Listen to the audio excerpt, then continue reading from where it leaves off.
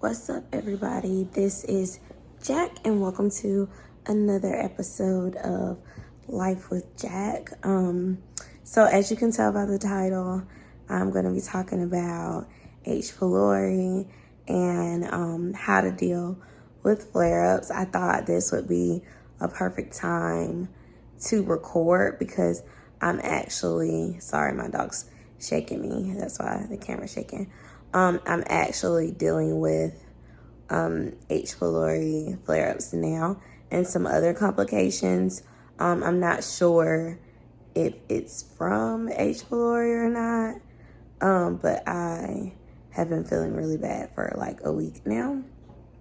So I want to talk about it because I know a lot of people have been asking me questions about my first video, and I promise I'm going to do more videos about it, just shorter videos, so I don't, because it's really hard to cover a lot because there's a lot of aspects to it and it's hard to cover in one video. So I'm going to do a couple videos like kind of talking about it because I know a lot of people have been asking me questions in the comments and DMing me on Instagram. So I want to make sure that I cover everything. So bear with me while I'm creating videos, just know that whatever questions that you have, I'm going to cover those in some of my videos. So this is pretty much about what to do when you have flare-ups. So I know a lot of people pretty much have the same symptoms that I said that I have. So basically with flare-ups, so the first thing I would say is to stay calm, which is very, very hard to do when your body is just giving you so much like pain and worry. But I definitely feel like staying calm helps because when you're going through the symptoms of H. pylori, anxiety has been proven to be one of the symptoms. And so if you're feeling bad and you start getting really anxious, it will intensify your symptoms. So I definitely would say try your best to be calm. And there's different ways to do that. So for me, I can't sit still. So unless like I'm in pain like I am now, and I'll tell y'all about it a little bit, but I can't sit still when I'm having a flare up. So I'll like drink water or like eat on some ice, maybe like sit by the fan, because air seems to kind of cool me down if I'm sitting by a fan or getting some air. So I'll do that. And I'll also like go to what I consider like a safe, calming place. I'll created a little kind of safe haven in my room. That's kind of like, I consider like my comfort space. And I'll show y'all what that looks like. But something like that, before I had the safe space, I would go to my car and just sit in my car. Because sometimes you have to get out of the space that you're in. So definitely doing that, I feel like will help with flare-ups.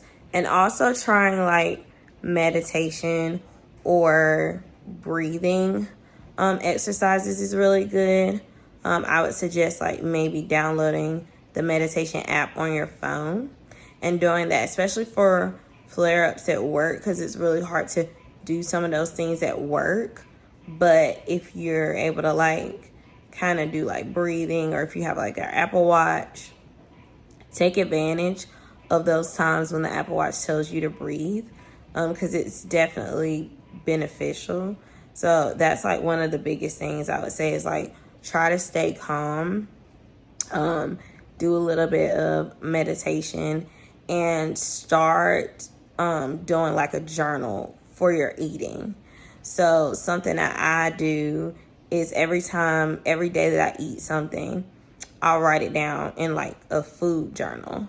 And then if I have a flare up based on what I eat, I'll kind of write down what happened when I ate this food, or what during this day, or if it didn't happen till later on in the day. And then I'll kind of write down what transpired or what happened. And so that way, I feel like a food diary is really good, because when you do go to your doctor and you do your checkups, you can definitely take that diary with your doctor, so that they kind of know, okay, this is what it is, or maybe you need to change your diet. So I definitely would do that. And trying to get a little bit of exercise in every day, I feel like has helped me. So maybe like doing like 30 minutes or an hour a day if you can, of working out. You don't have to do like, sometimes if I do 30 minutes a day, I do like 15 minutes in the morning before I go to work.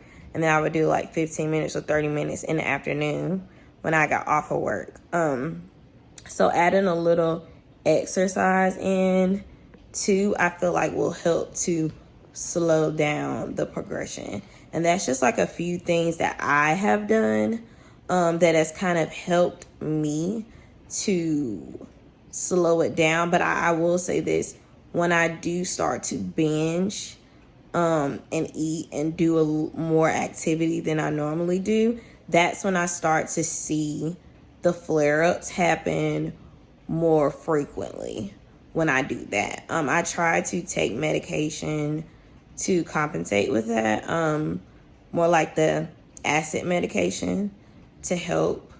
But sometimes you can't control it. So just because those are some of the things that I say doesn't mean that it's gonna work. It has worked for me, and it kind of controls it. Doesn't mean it's gonna get rid of it, but it will help to control it. And of course, like drinking a lot of water too, making sure you're getting a lot of water intake, which I know that's very hard depending on what y'all do for a living, what kind of jobs you have.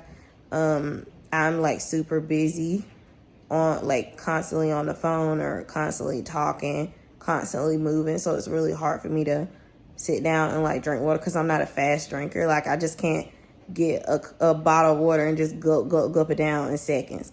That's not me. I can't do that. Kudos to people who can do that, but I just can't gulp water down that fast. I'm sorry. I just can't do it. So if you're like me, having a container of water and just like taking sips and drinking it when you can, hey, at least you're trying. Like I feel like that's something that people always like pressure. It's like drink water.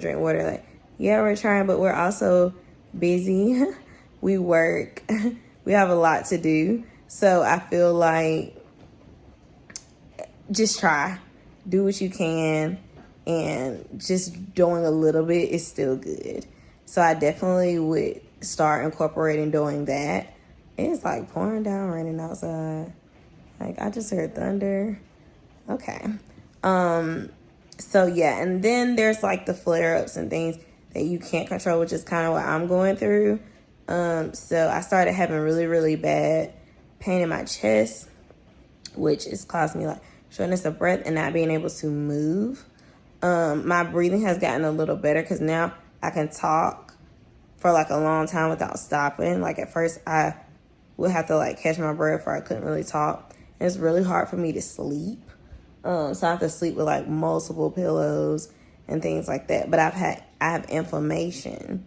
And that's pretty much like, I'm not saying what I'm dealing with has anything to do with H. pylori, but before I found out I was diagnosed with H. pylori, I found out I had inflammation. So I feel like inflammation in the inside of your body plays a big part.